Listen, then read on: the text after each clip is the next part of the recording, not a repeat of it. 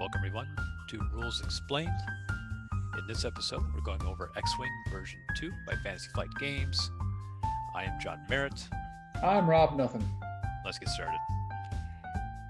We're on the part of the rules. Last week we went over the setup of the game, where the pieces go, the tokens, the cards, all of that fun stuff. We talked about the 3x3 foot gaming table and the asteroids where the ships go and all that fun stuff. In this episode, we're going to actually talk about the 5 steps or the 5 phases in a turn. We're hoping to get through the planning phase, the system phase, and the activation phase. So in one turn, one of the things I like about this game is in one turn, it's not like side A goes and then side B goes. Everybody goes. It's just it goes at different phases depending upon your initiative value on your ship. So we start with the planning phase. The planning phase, you choose your maneuver. So in secret on all the dials, you pick your maneuver and you set it. And I'm going to show you. Let me share that real quick. So here I have an X-Wing. And here are the different choices I have for maneuvers. Now, you won't see this. You'll obviously have the dial and you'll turn it to the one you want. So for example, I'm going to choose a 3-space forward movement value. And then in the game, what you do is you take your dial, you then flip it over. Of course, when you flip it over, it'll just be a blank back, but that denotes his move has been set. So that's the planning phase. You take your ships, you tell them how you want them to move, to turn the dial to that particular maneuver, flip the card over. And this, Now, of course, is a departure from most board games where sides just go ahead and say, I'm going to move my forces, my ships, my men, and then you're going to move your men, much like our last series of episodes where we were talking about Warhammer 40K Rogue Trader. There was no planning. It was just you get to move and then I get to move. This is a much more realistic way of simulating that uncertainty and that inability to go ahead and see what your opponent is doing until they actually do it through this planning phase. some of the maneuvers are blue, some are white, and some are red. The red maneuvers create stress tokens. So And a if you go and a on. stress token can be seen as not only stress to the pilot, but also stress to the spacecraft, the fighter craft itself. Correct. So they're trying to keep each other together. Now, if you have a stress token, you can remove a stress token by doing a blue maneuver. A blue maneuver removes one stress token, and then a white movement does neither. So that's the planning phase.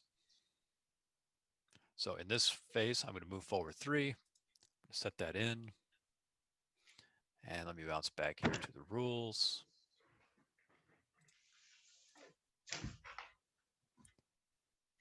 We set the maneuver dial. Then we have this new phase, a system phase. This is new. This is something they added in a second edition. Some ships have special abilities that indicate they are used during the system phase. All these abilities are resolved in initiative order, starting with the lowest initiative. This is great because we had ships in first edition that did stuff like drop bombs. Well, when is the bomb actually dropped? At the beginning, or explodes, I should say. Does the bomb explode at the beginning? Does it explode at the end? We really had to dig into the rules and find the one sentence that said it's done after this particular phase or at the end of the phase. Here in second edition, they added in phase 2, system phase. It's very clean and clear when these events happen. So the system phase again also goes in initiative order from lowest to highest. Then we move into the activation phase. During this phase, each ship activates one at a time. Each ships activate in initiative order, starting with the lowest initiative. So you plan your movement, resolve any system events, then you activate the phase. The activation phase has 3 subphases. You reveal your dial, you execute your maneuver, and then you perform an action. So in this, And again, this performing the action part is where your initiative gets critical because if I have a low initiative, I'm going to be deciding my action, whether it be to focus or whether it be to evade, and these will make sense later. But needless to say, I have to make those decisions without knowing what the better pilots with the better spacecraft, the better fighter craft are doing. So this initiative does play a very important part, even though it doesn't seem like it with the simultaneous movement system. so in this example, we have Luke here, and let's say it's his turn. His movement value is set to move forward 3. So on his turn, he would go grab, there it is, a 3-inch straight. Of course, he would take it, put it in front of his ship. Oh, let me unlock his ship real quick. Move it forward 3, drop it. This goes away. Now his action is he's going to, oops, sorry. Now, before you go to that, I just want to go ahead and point out another very wonderful thing about the X-Wing game. You don't measure inches. You don't go ahead and need a measuring stick. There's no arguing about, this millimeter or quarter inch or eighth inch. Everyone is using the same measuring distance templates and is measuring from the same exact spot for each particular ship's maneuvers. This is a very, very nice way to go ahead and avoid having those discussions about where you end up and why you ended up there, and if you move too much or if you move too little. I like it a lot. Yeah, me too. So Luke activated his card, or he revealed his dial. He's moving forward 3, executes a maneuver, moves forward 3. Now he performs an action. On his card, on the right-hand side, you can see there's an eyeball, a lock symbol, and a barrel roll symbol. He can perform one of these 3 actions. So in this case, he's going to be on alert, which is the eyeball. So here I can go in and I take a token and I put it next to the ship that he's focused. And we will get into what those do a little bit later. So that's going to be his action. So after all ships have activated, play proceeds to the engagement phase. So at that point, I go, we start at initial value 1, then 2, 3, 4, 5, all the way up to 10. And that's pretty much how you execute maneuvers. It's a very elegant system. It works very well. There's no need for dice rolling unless you try to fly into an asteroid field, which I believe there's only a slight chance of success. But we'll talk to C3PO later on. Yeah. But suffice to say, it's a very elegant system in that you decide on your maneuver and then you execute that maneuver, choose your action, and you're done. There's not a lot of arguing about position because of the templates. There's not a lot of arguing about who gets to move when because that's determined by your initiative order. It's a very quick playing way to go ahead and get right to the meat of the action, which is next the firing phase, which follows next, I should say, the firing phases. Yeah, on the maneuver. Now, if you chose a red maneuver, you don't get an action. You instead get a stress token.